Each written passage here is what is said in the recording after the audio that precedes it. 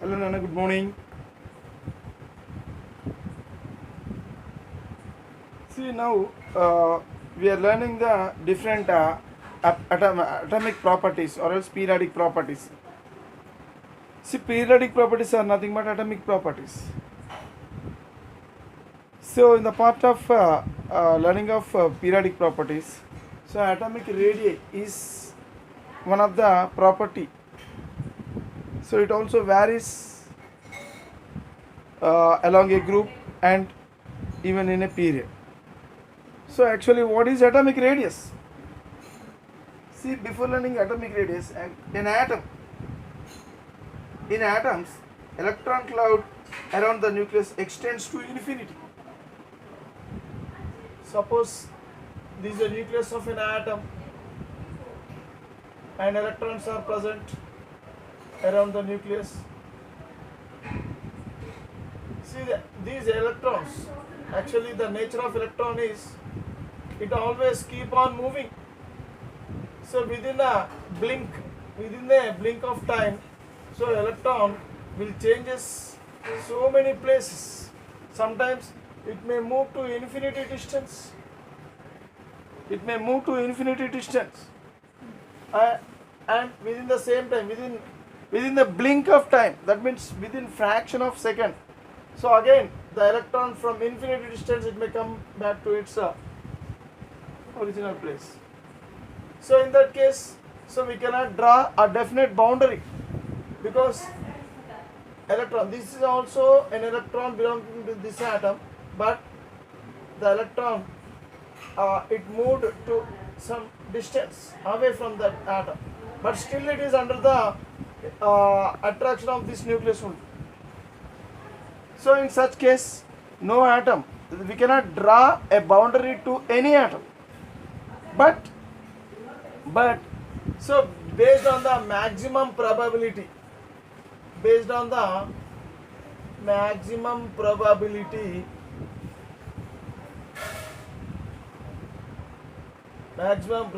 of finding electron,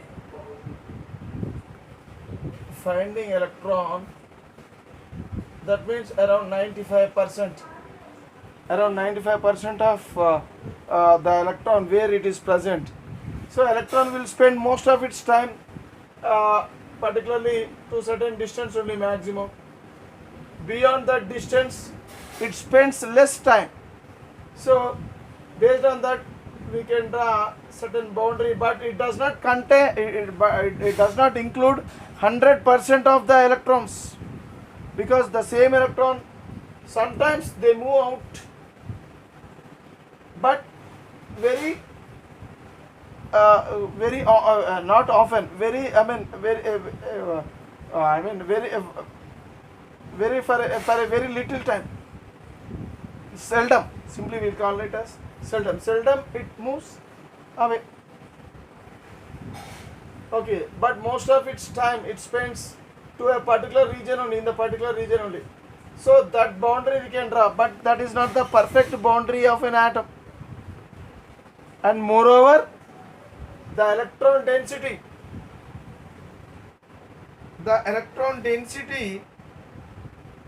around the atom is affected by the presence of neighboring atoms.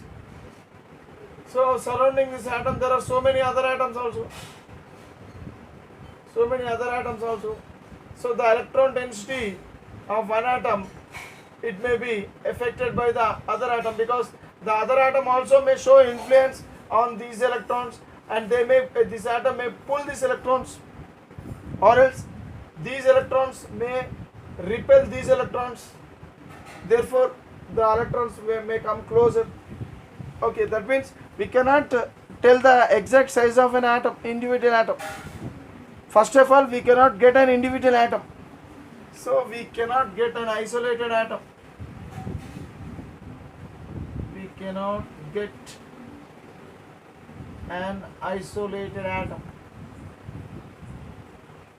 Because every atom is influenced by its neighboring atoms. Okay, that means there may be some forces of attraction or repulsion. So that is why the we cannot get isolated atom. So as we cannot get isolated atom, we cannot find the exact atomic radius.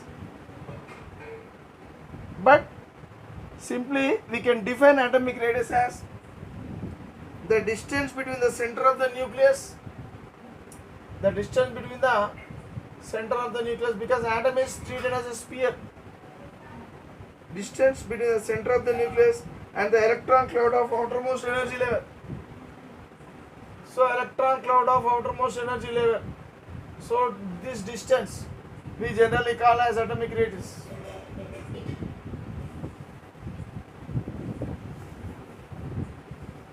The distance between center of the nucleus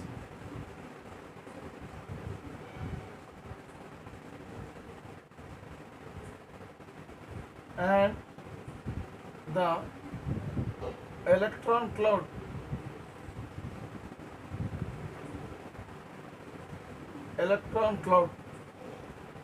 of outermost energy level.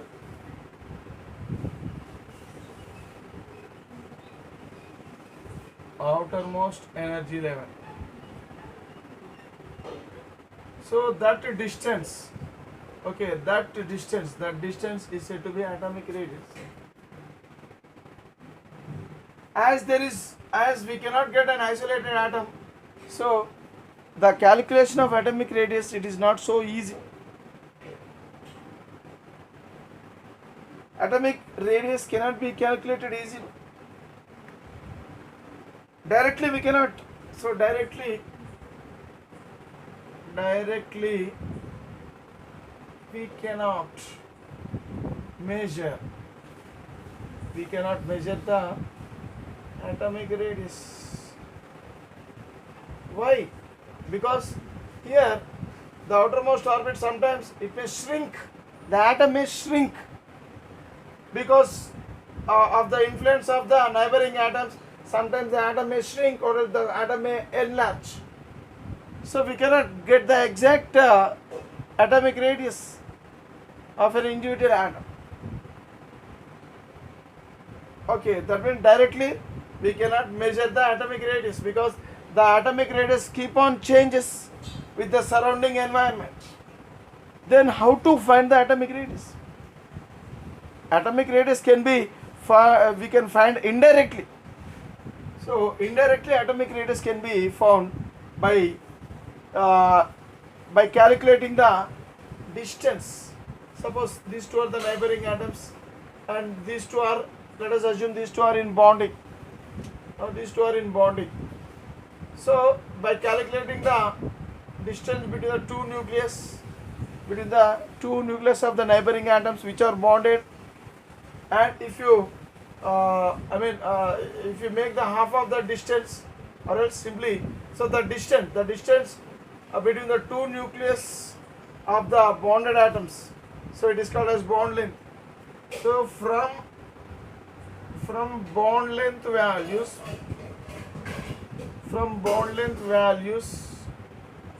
we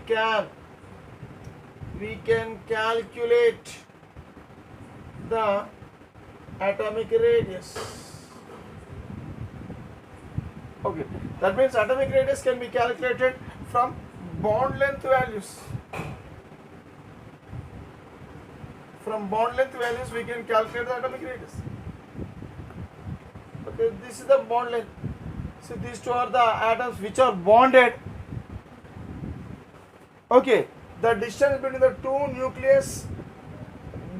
nucleus of these two atoms, bonded atoms, so that distance is said to be bond length. And half of the bond length, exactly if you make it half, this entire distance is called as bond length, and half of the bond length is said to be atomic radius. Half of the bond length is said to be atomic radius. That means from bond length values we can find, we can calculate, or else we can find the atomic radius. Then the question is, How the bond length values can be calculated? If you know bond length values, then we can calculate the atomic radius. Then how to calculate the bond length? See, even the bond lengths cannot be calculated directly. So here the bond lengths can be obtained experimentally only by certain techniques. Bond lengths, bond length is obtained experimentally by certain techniques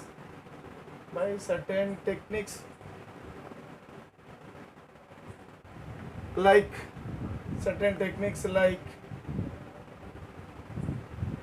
electron diffraction technique,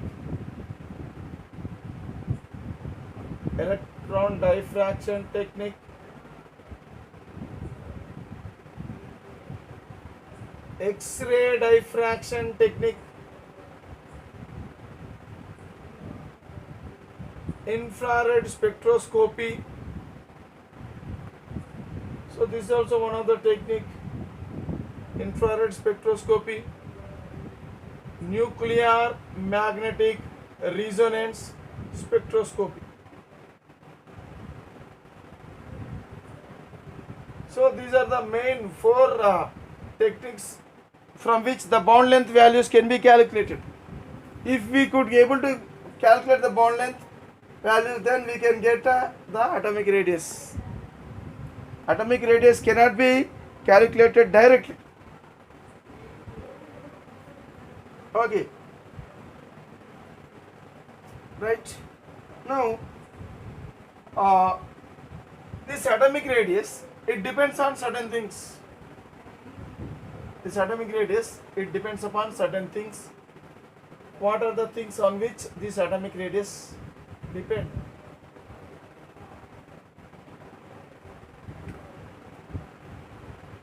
This atomic radius depends on, first one, nature of bond.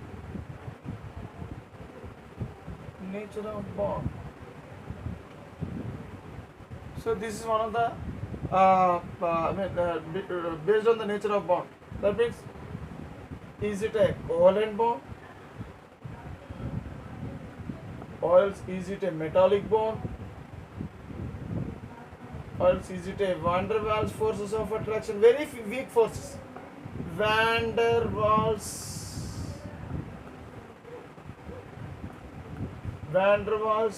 force of attraction, van der Waals force of attraction. See, what is bond? Bond means force of attraction.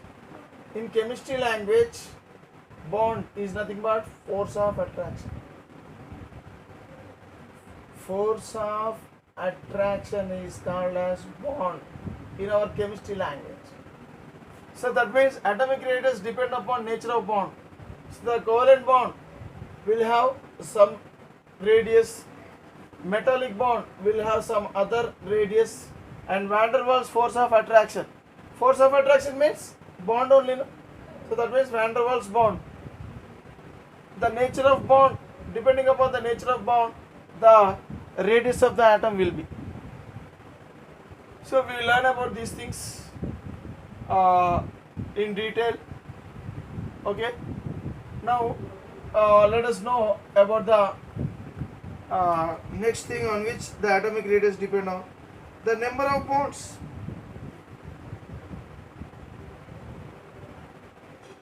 Number of bonds, nature of bond, and the number of bonds between the atoms, between the two atoms, between the two atoms.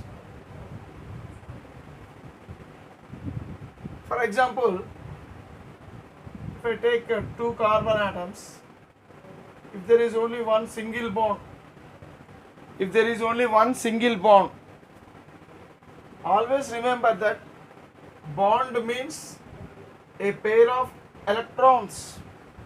Bond means a pair of electrons. See, a pair of electrons can be written like a bond by denoting a small dash between the two atoms. See, actually what happens, how this pair of electron is formed. Suppose this is carbon atom, this is another carbon atom. Generally carbon atom have 4 electrons in the valence shell. Carbon, what is the configuration of carbon? What is the configuration of carbon? Carbon configuration is 1s2, 2s2, 2p2.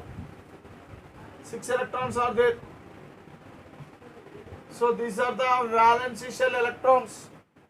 Only the valence shell electrons will involve in bond formation. So that means this carbon is having 4 electrons in its bond, in its valence shell. So only these electrons will involve in bond formation. Even the other carbon is also having the 4 electrons like this carbon. So what happens? See, when these two atoms combine, how do they combine? Simply this electron of this carbon and this electron of this carbon will pair up. They pair up. Okay. See, this is the nucleus of this carbon, and this is the nucleus of this carbon atom. So these two are the carbon atoms, and the central portion of those two carbon atoms are the nucleus. Now what happens? Nucleus is positive charge and the electrons is negative charge. Here also nucleus is positive charge and these electrons are negative charge. So there will be force of attraction between the negative charged electrons and nucleus. So what happens? So throughout this distance there will be force of attraction. And here also between this nucleus and this electron pair, again there will be force of attraction. That means force of attraction means what? Bond. So here bond, here is also bond. That means wherever, between these two nucleus, see wherever you find there will be force of attraction. So at this portion there is force of attraction between this one and this one. That means between these two nucleus, wherever you see, there will be force of attraction. So throughout this length there is force of attraction. So that is why this length is said to be bond length. That length is said to be bond length. Bond length. Okay, this length is said to be bond length.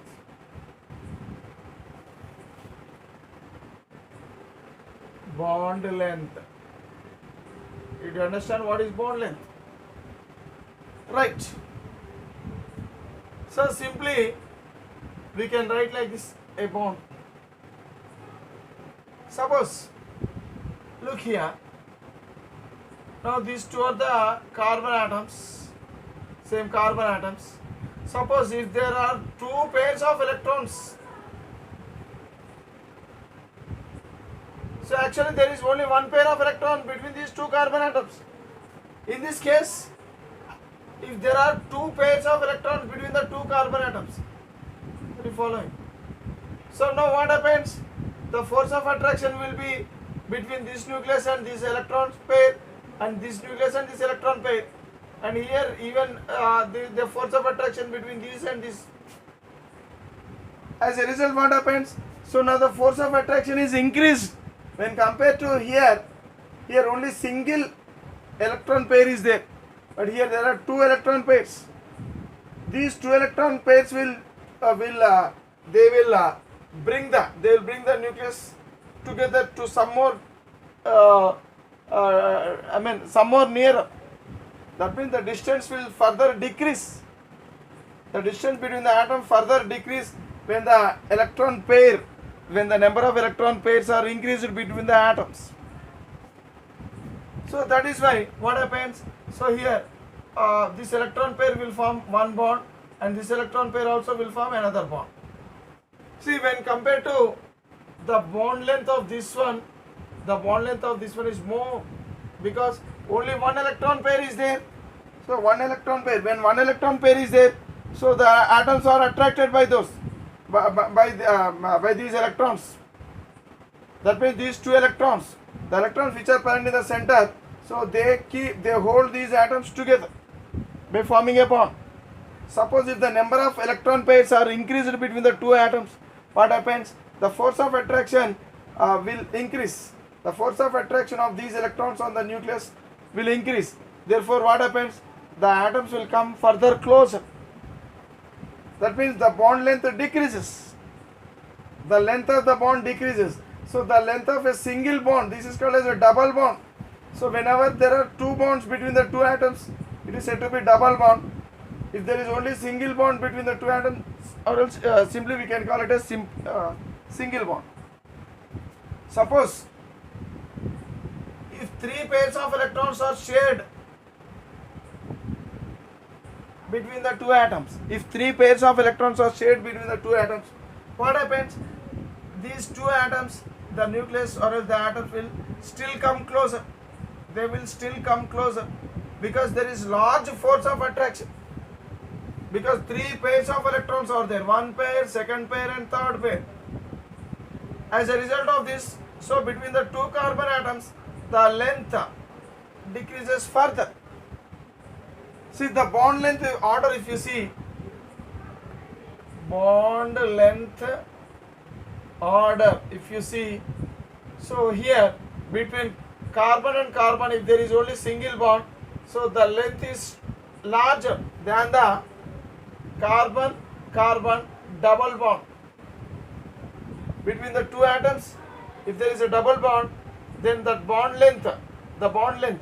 length of this bond will be lesser when compared to the situation where only one bond is present between the atoms. And this bond length is greater than the bond length when three bonds are present between the two atoms. That means the bond length here, the bond length is still lesser than the bond length in the second case. So that means this is the decreasing order of the bond length. So as the number of bonds increases between the two atoms, what is happening? The length of the bond decreases. So that means here atomic radius. So bond length, half of the bond length is nothing but atomic radius. Already we learnt.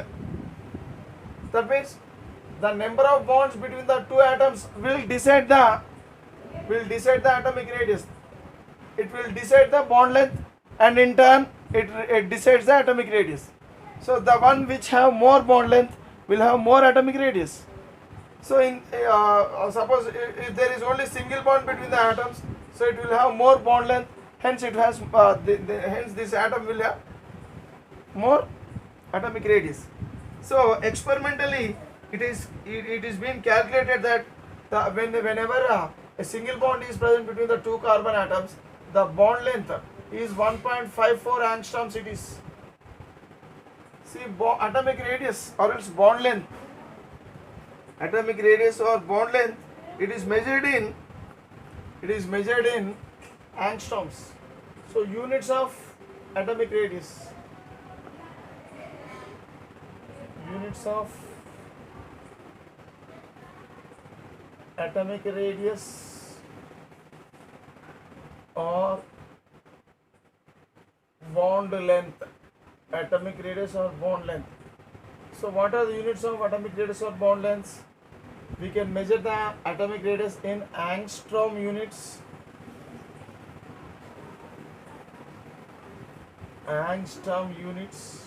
generally it is denoted like this. Okay, so 1 angstrom unit is equal to 10 to the power of minus 8 centimeters.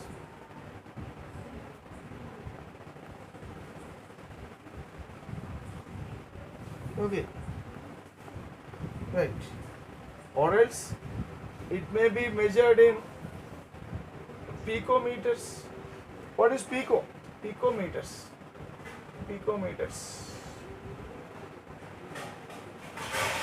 1 picometer.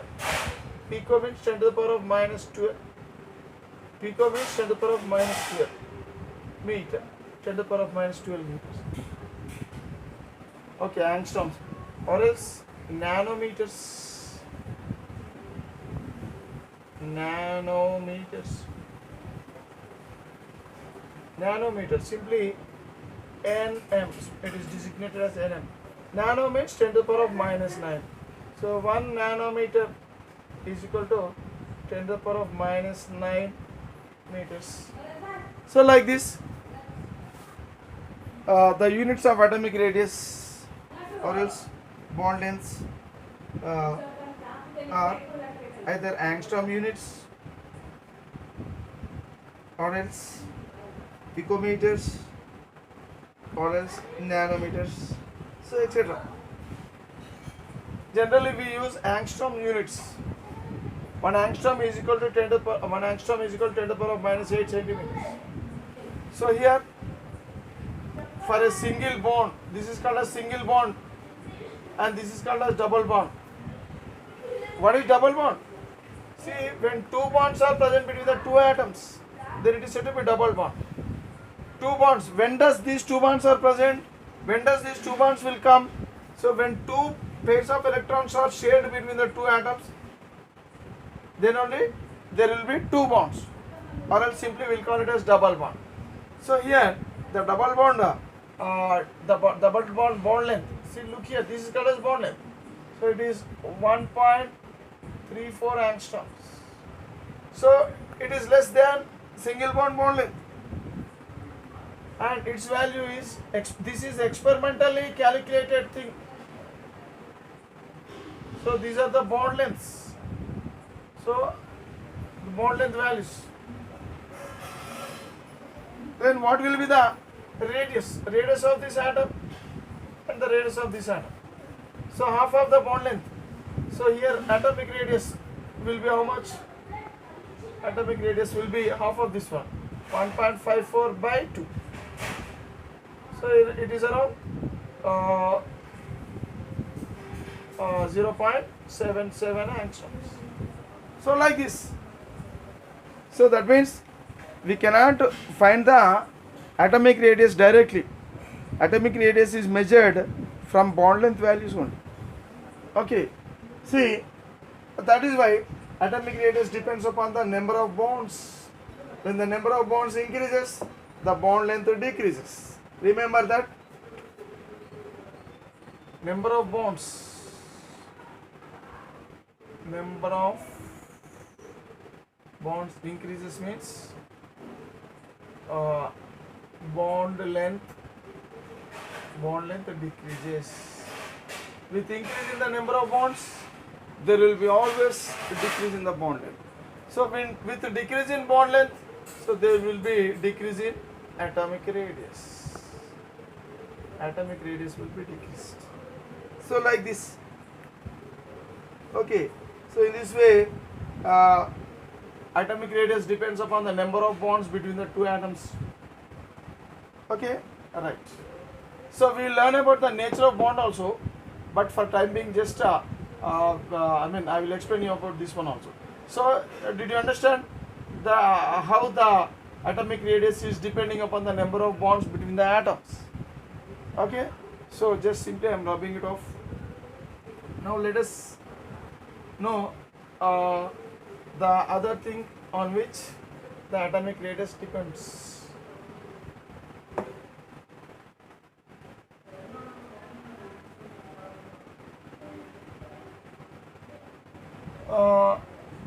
Oxidation, the atomic radius depends upon oxidation states.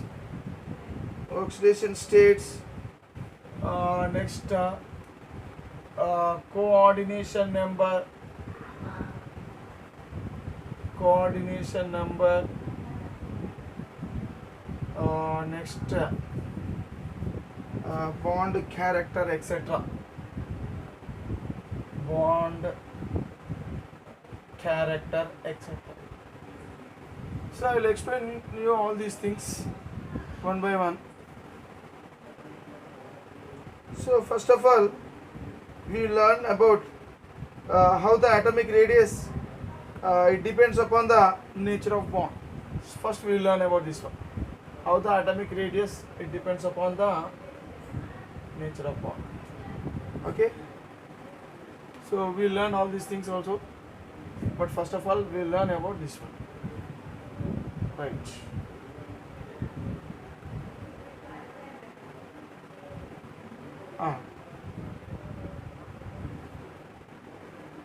Based on the nature of bonds, three types of atomic radius are possible.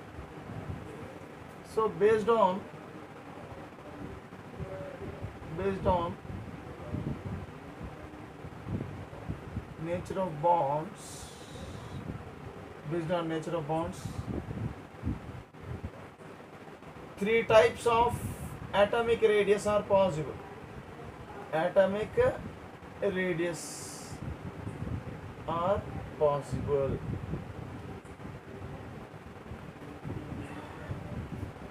What are they? Crystal radius, first covalent radius, second one crystal radius. It is also called as metallic radius.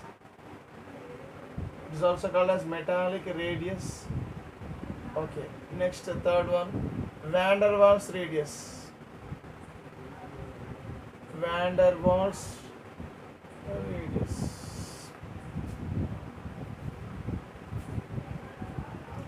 So these are all these are the three types of atomic radius generally we come across.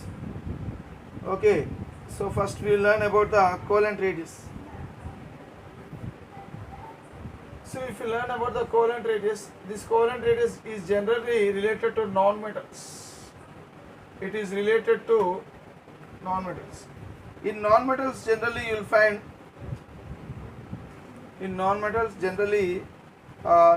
we'll find this covalent radius. What is covalent radius? See, what is covalent bond, what is metallic bond, and what is van der Waals bond. So these three are different types of bonds. So first of all we have to learn the type of bonds here.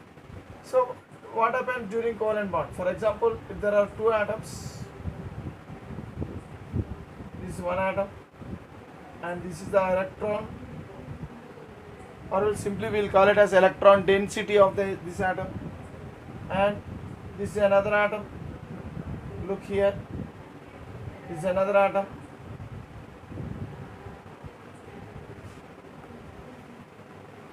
This is the electron density of the other atom. So these two are separate atoms. So atoms, they never exist isolated. Always atoms, they combine with each other. So that is why this atom will combine with this atom. How do they combine? If they combine, there will be force of attraction. That means there will be bond. If they combine, there will be force of attraction between the atoms. That means there will be bond between the atoms.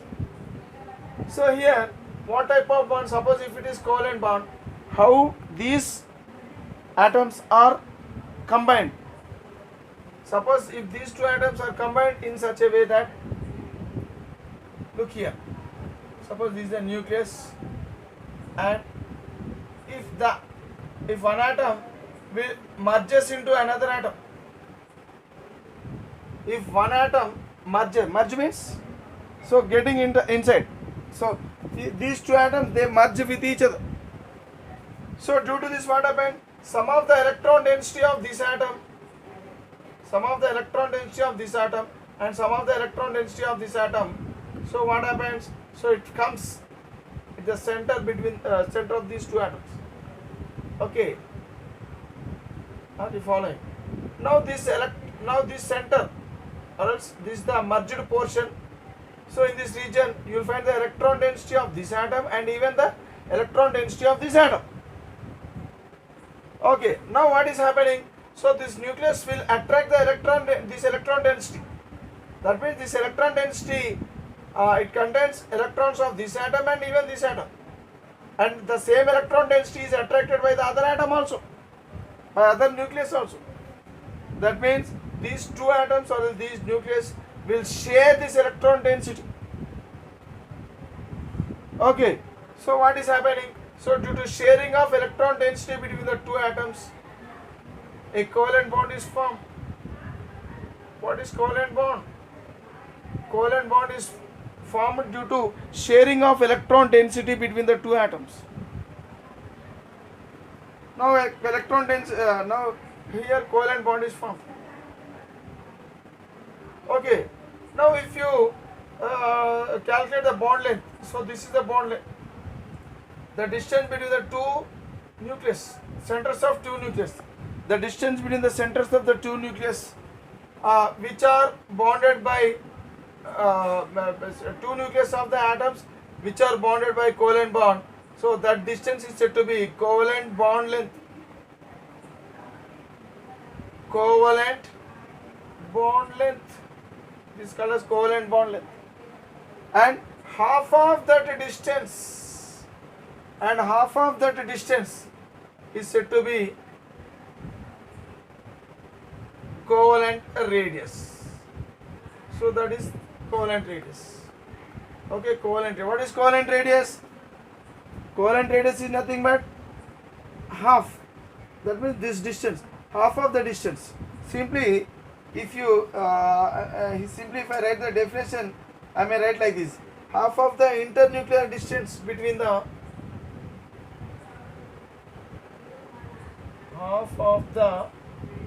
see, we are discussing about the covalent radius. So three types of radius are present. So we will learn about the crystalline radius and van der Waals radius later. So first we will learn about the covalent radius. What is covalent radius? Covalent radius is nothing but half of the distance, half of the internuclear distance of the two atoms. So this is nucleus and this is the nucleus of this atom. So between the nucleus, so the distance between the nucleus is said to be internuclear distance. Internuclear distance. So that means, so half, so this is the internuclear distance, and if you make half of that distance, okay, so actually between these two atoms there is a covalent bond. That means these two atoms are held by covalent bond. So from that we can write the definition like this: half of the internuclear distance of the two atoms held together by between the two atoms held together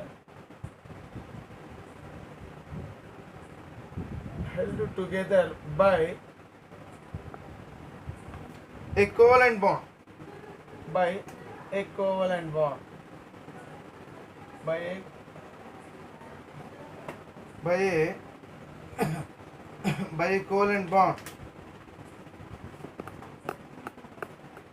It's called covalent radius. So this is covalent radius. So did you understand what is covalent radius?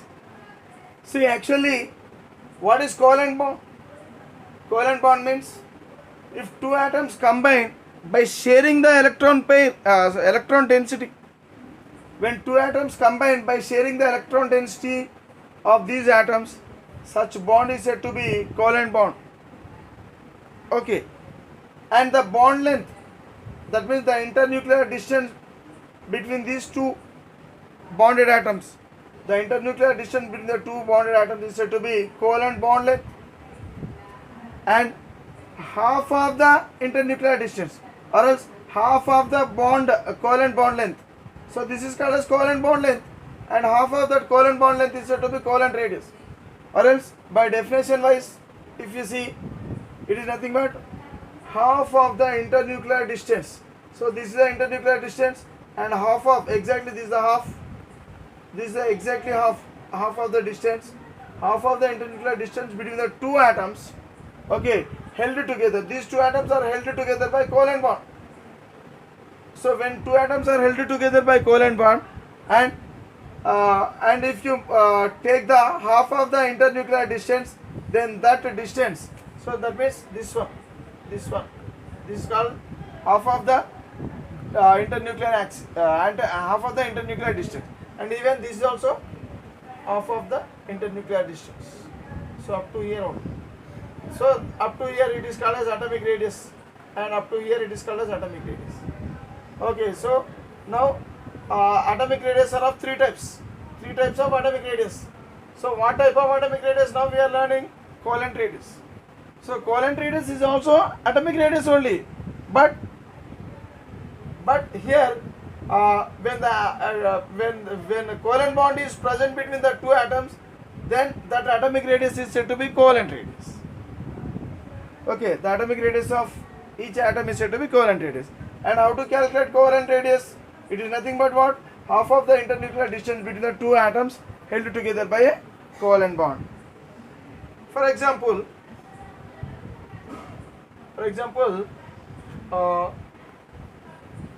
look here.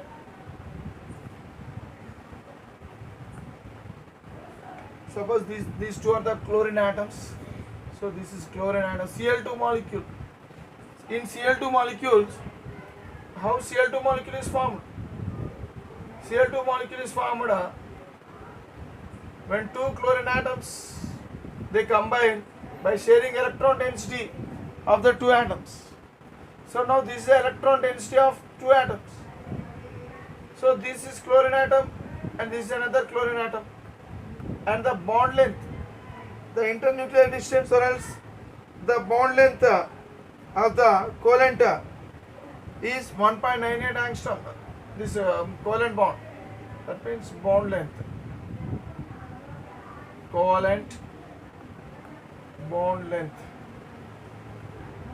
bond length between the two chlorine atoms, it is 1.98 angstroms. Hence, therefore, covalent radius of chlorine, covalent radius of chlorine atom is how much? 1.98 by 2. So it will be around 0.99 angstroms. 0.99 angstroms. Right.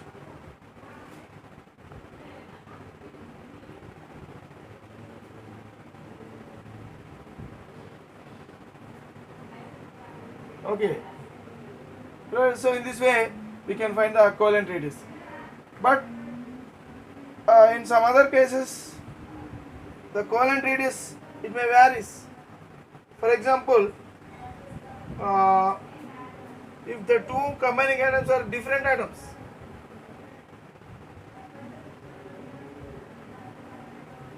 in this case these two are similar atoms.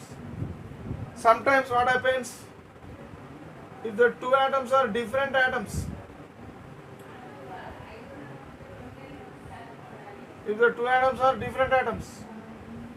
what happens? For example, this is carbon atom and this is chlorine atom. Let us assume this is carbon atom and this is chlorine atom. So what happens? So this is electron density present between the two atoms. Look here. So here this bond, it is actually it is covalent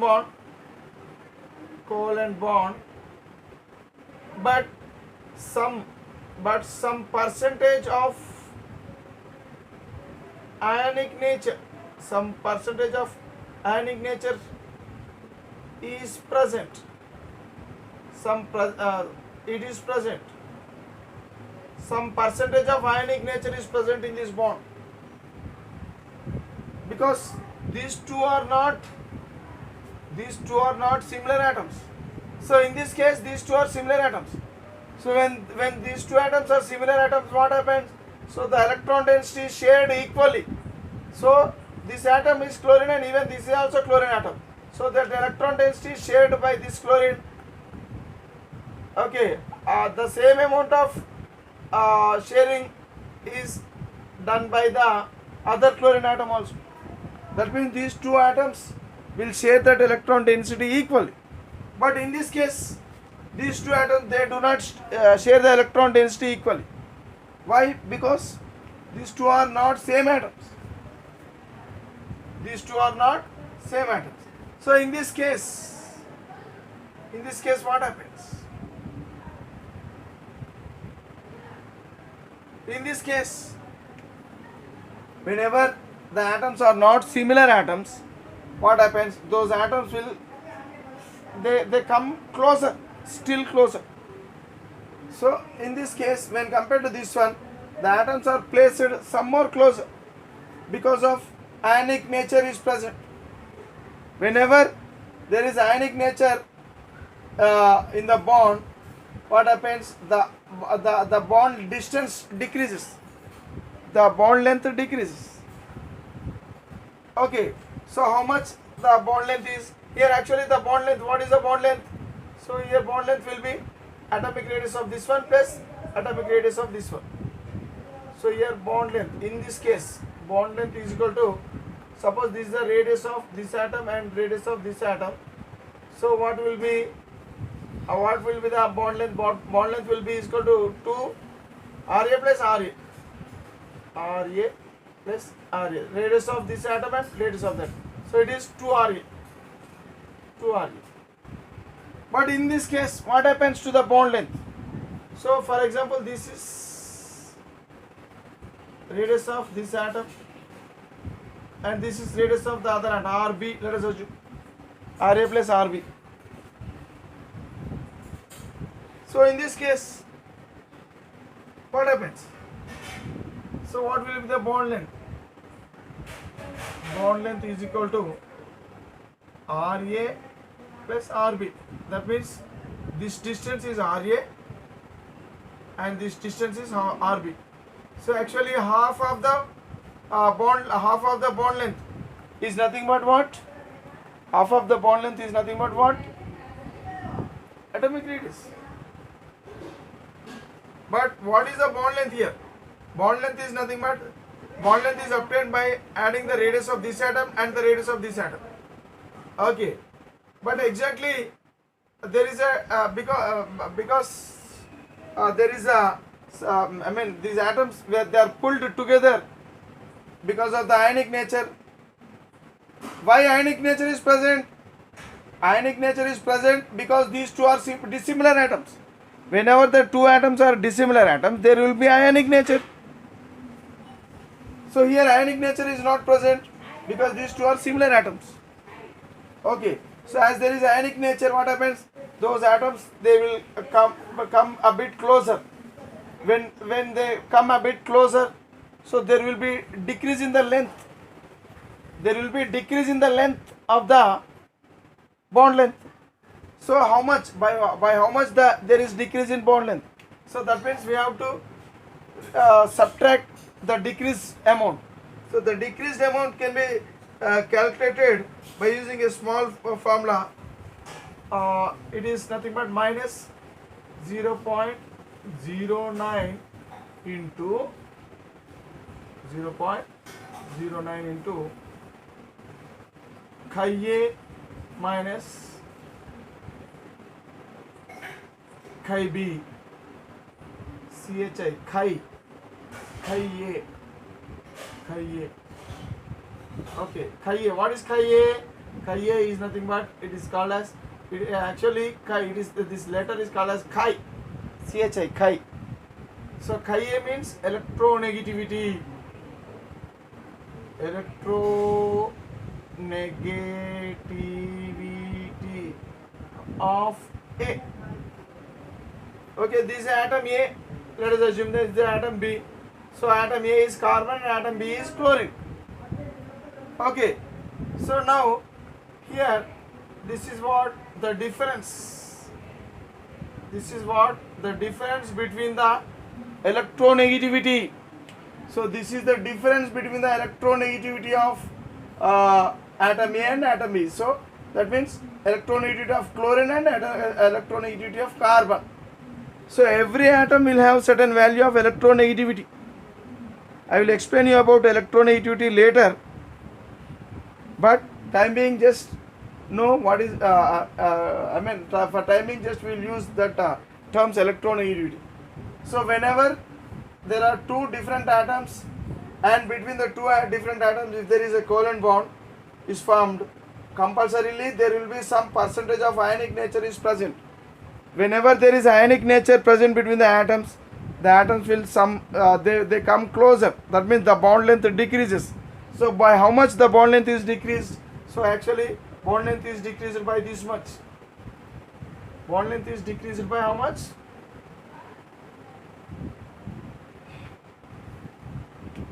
bond length is decreased by 0.09 chi A, difference chi B.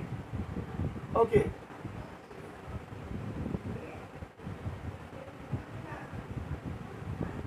So we are learning about covalent radius. So when do we use this formula? We can use this formula when these two are different atoms. When a covalent bond is formed between two dissimilar atoms, then we can use this formula to find the bond length. Okay, because bond length will decrease when two atoms are dissimilar atoms. Definitely some percentage of ionic nature is present. So due to the presence of ionic nature, the atoms will come closer. That means bond length will decrease to a certain amount. So by this much amount, the bond length will decrease. So chi A and chi B are the electronegativities of these atoms. For example, this generally experimentally the electronegativity of chlorine chi A, as this is chlorine, is experimentally it is found that it is approximately equal to 3.0 chlorine electronegativity, and carbon electronegativity of carbon, it is approximately equal to 2.5. electronegativity of chlorine is 3.0 approximately, and electronegativity of carbon is approximately, it is equal to 2.5. So these two are having different electronegativity values. The difference between the electronegativity of these carbon and chlorine is how much it is? 0.5. So here the difference is 0.5. Chi A minus chi B, or else chi A difference chi B. Okay, that means 3.0 minus 2.5. So this value become how much it is? 0.5. So 0.5 into 0.09. Suppose for this molecule, so the difference, that means the bond length is reduced by how much? 0.09 into 0.5. So by that much amount, the bond length is reduced. Suppose between the two similar atoms, if the bond is formed, then in that case the covalent bond, it is pure covalent bond. So there is no ionic nature in that bond. So that means the bond length, it does not decrease further. So in that case the bond length is nothing but the sum of the radius of this atom plus this atom. That means bond length is equal to radius of atom. As these two atoms are similar atoms, so Ra, radius of this atom is Ra, and radius of this atom is also Ra. Ra plus Ra is equal to Ra. So in this way, the bond length, the covalent bond length, when the two similar atoms are present, can be calculated like this. Okay, here the covalent bond length. What is this bond length? Here the bond between the two atoms is covalent bond, because sharing of electron is taking place. Whenever the sharing of electron is taking place between the two atoms, then the bond formed between the two atoms is said to be covalent bond. It is said to be covalent bond. Now the bond length is said to be covalent bond length. So as these two are dissimilar atoms, then the covalent bond length will decrease by certain amounts. So here it depends upon what? The electronegativity of these two atoms. The decrease in the bond length will depend upon the electronegativity difference between the two atoms. Suppose if the electronegativity here, if you see carbon and chlorine, the electronegativity difference is how much? It is 0.5. So that means this value become 0.5. So that 0.5 into 0.09. So by this much amount, the bond length is decreased. So in this way, we can find the covalent radius.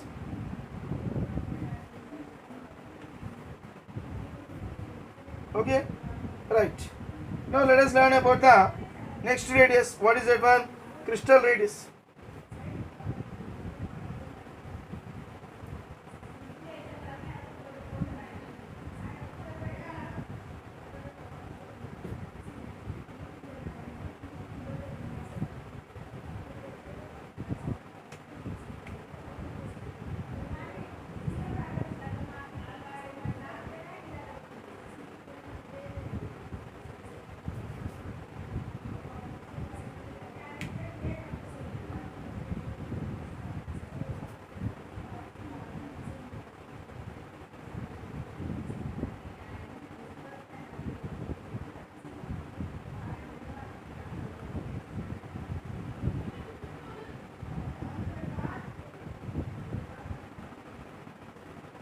So Nana, we'll learn about the crystal radars in the next class. Okay.